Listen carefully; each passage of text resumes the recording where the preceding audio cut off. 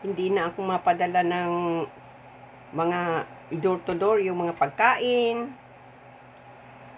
Nabibili naman pala dyan.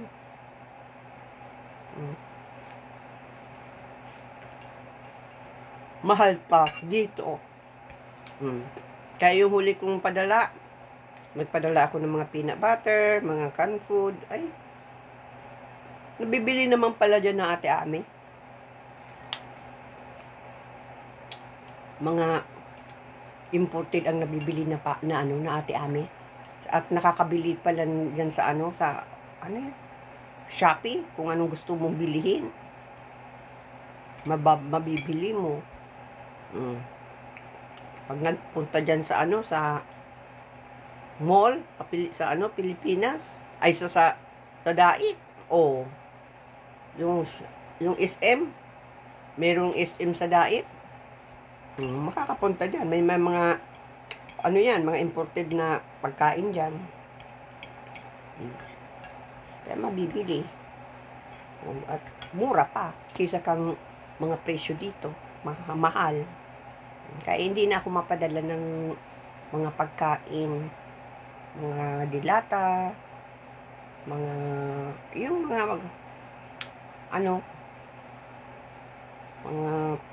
kung ano-anong mga padalang mga pagkain. Meron pa naman dyan, nakakabili naman pala sa ate Ami.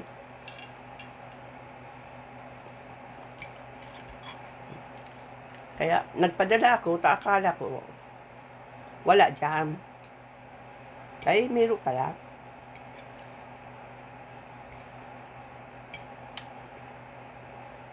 Kaya yan, hindi na ako mapadalang pagkain. Saka yung mga gamit ni mama, hindi ko na ipapadala.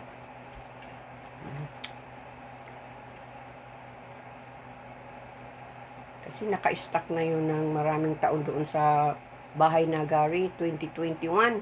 Siguro kung hindi pinadala doon yung mga gamit ni mama, yung idodor to door, siguro na naipadala ko.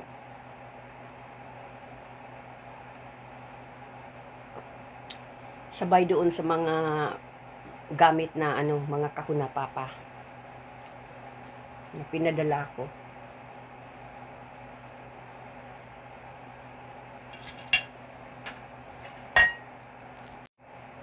Kaya hindi na ako mapadala mga pagkain at mga dami naman dyan, mura pa at imported pa. Nakakabili naman pala sa ate Ami. Kaya na mamadala.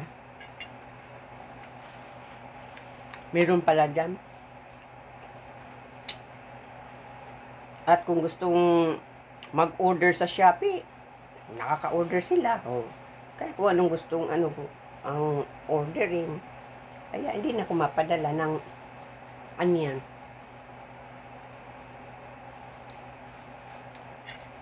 At yung mga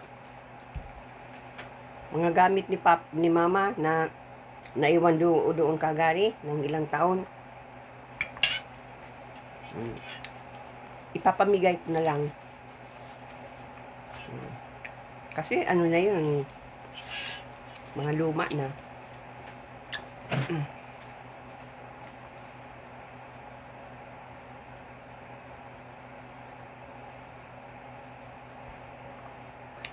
Kaya hindi na ako mapadala. Kaya hindi na ako door to door.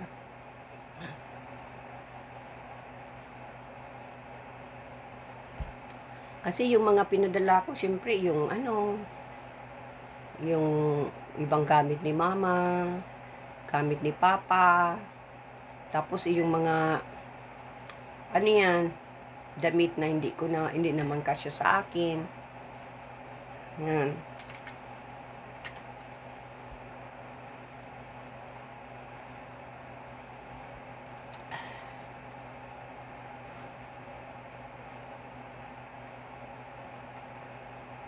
Tapos yung